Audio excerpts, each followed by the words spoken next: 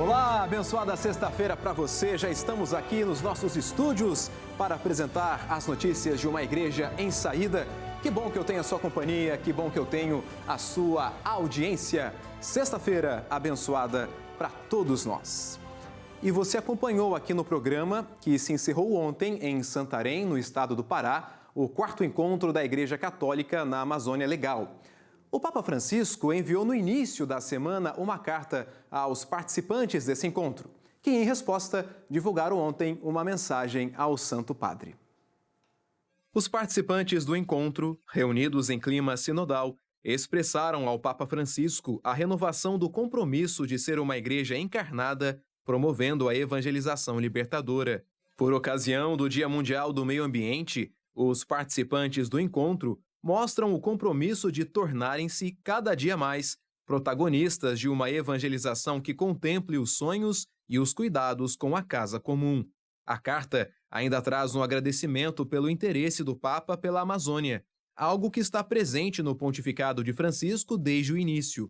No documento, os participantes do 4º encontro da Igreja Católica na Amazônia Legal também destacaram como sinal de carinho e proximidade do Santo Padre as ajudas econômicas enviadas por ele todos os anos, pelas quais manifestaram gratidão. A mensagem destaca a boa nova da escolha de Dom Leonardo Steiner como primeiro cardeal da Amazônia brasileira. A Igreja na Amazônia, a partir do encontro de Santarém, lançou um novo documento chamado de Documento Jubilar, no qual as diretrizes e prioridades elaborados há 50 anos são atualizados. Dom Leonardo Steiner, arcebispo de Manaus e referencial da CNBB para a Amazônia, comentou as novidades desse novo documento. 50 anos atrás, a cidade de Manaus, por exemplo, não tinha a pobreza que tem hoje, não tinha a grande população que tem hoje. Se formos olhar outras cidades, as nossas prelazias e dioceses, a realidade mudou. Veja a realidade que mudou em relação aos povos originários, especialmente os povos indígenas, quanto agressão, quanta agressividade, quanto garimpo, quanto a desflorestação. Tudo isso mostra a necessidade de termos ações que realmente visam o futuro. Nós reafirmamos a necessidade das comunidades eclesiais de base, é o futuro da nossa igreja, e reafirmamos a necessidade de uma formação cada vez maior para os leigos, para as nossas lideranças, para mulheres e homens. Nós vimos a necessidade de abrir mais espaços à participação da mulher, que a mulher tem uma participação muito intensa nas nossas igrejas, em termos de liderança, em termos de ministérios, mas como abrirmos ainda mais esse espaço, uma vez que a presença feminina é uma presença profundamente evangelizadora. A gente muda de assunto aqui no Igreja em Saída e traz para você uma informação, uma notícia sobre a vida eterna. A igreja se despede de Dom Aloísio Sinésio Bon, bispo emérito de Santa Cruz do Sul, no Rio Grande do Sul, que faleceu na noite de ontem aos 87 anos.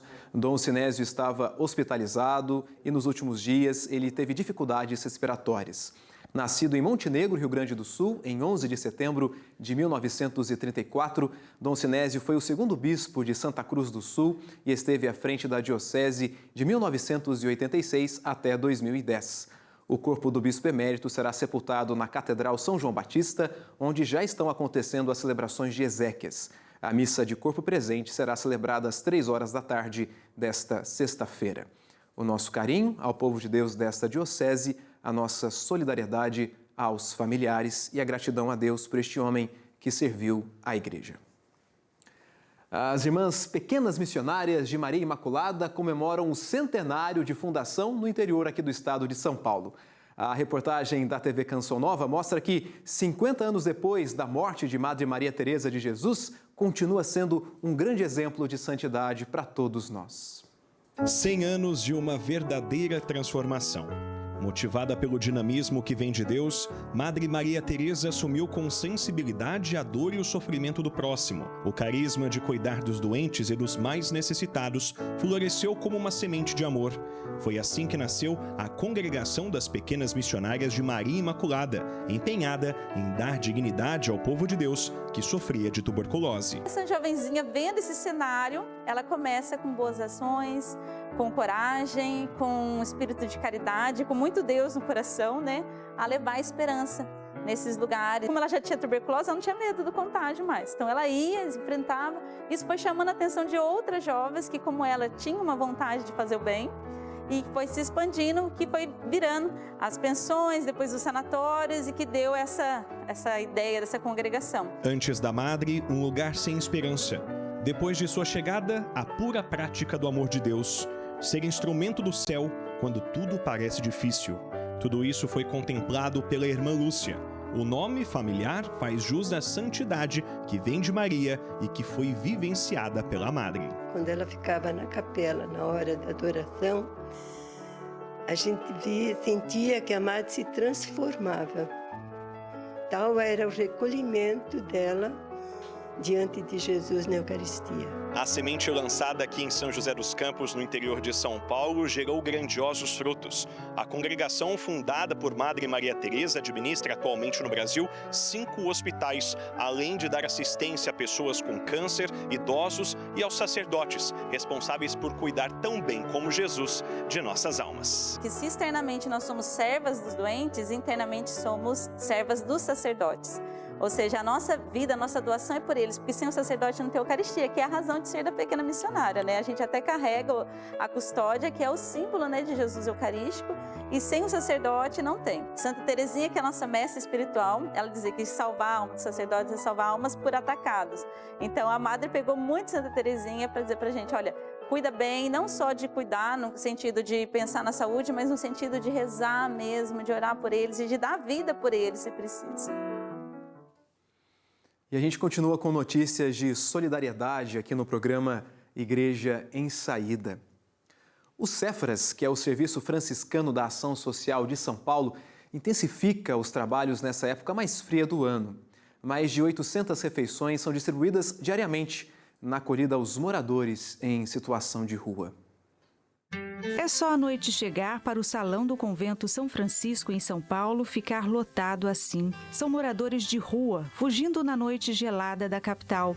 Aqui, eles também fogem dos horários mais frios do dia. Podem tomar banho e se alimentar. O atendimento humanitário é conhecido como Chá do Padre e coordenado pelo Frei José Francisco dos Santos. Eles acessam sanitários, banho, água potável, alimentação.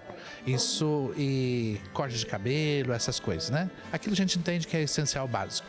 A gente trabalha no regime de porta aberta, né? As pessoas entram e saem, não tem controle, não tem cadastro de quem acessa esse tipo de serviço. E aí nós temos ainda mais, oferecemos ainda mais uma parceria com a Defensoria Pública da União, que oferece atendimento jurídico, e também temos serviço social e psicológico que acompanha o encaminhamento deles na rede. Nós acolhemos nesse espaço aqui 100 pessoas por noite para dormir, né? E aí o ritmo da noite é assim, eles chegam, tomam banho para quem quer tomar banho e janta, dorme, levanta de manhã, toma café e sai, porque esse mesmo espaço que durante a noite é dormitório, durante o dia ele é um refeitório. E ainda temos aqui na cidade de São Paulo um outro refeitório, fica na Baixada do Glicério, aqui perto da região Sé, só que o pessoal lá de baixo, eles não sobem para acessar o atendimento aqui em cima. Então, desde a pandemia, nós começamos a atender lá embaixo. Estamos atendendo, em média, 400 refeições no almoço e 400 refeições na janta. E mais 50 pessoas para dormir à noite. Trazer para você uma última notícia nessa sexta-feira e também é um pedido de oração ao querido Papa Francisco. Como você sabe, o Papa está sofrendo de fortes dores no joelho, tem sido tratado, mas o Vaticano acabou de trazer uma notícia muito importante nesta sexta-feira, que o Papa vai adiar a viagem apostólica que faria na primeira semana de julho à República Democrática do Congo e ao Sudão do Sul. Esse adiamento tem que acontecer exatamente pelo tratamento que o Papa está fazendo no joelho. A informação foi divulgada na manhã de hoje pela sala de imprensa da Santa Sé e fica, portanto, essa informação, mas também as nossas orações ao Papa Francisco, este homem incansável, mas também que pela força da idade, vem sofrendo com as dores físicas para que ele possa continuar a sua missão frente à igreja. E com essa belíssima imagem, que céu lindo lá hoje em Roma, no Vaticano, a gente vai terminar a edição do programa de hoje desejando para você um abençoado final de semana, celebrando a festa, a solenidade da Santíssima Trindade. Fique com Deus e até segunda-feira.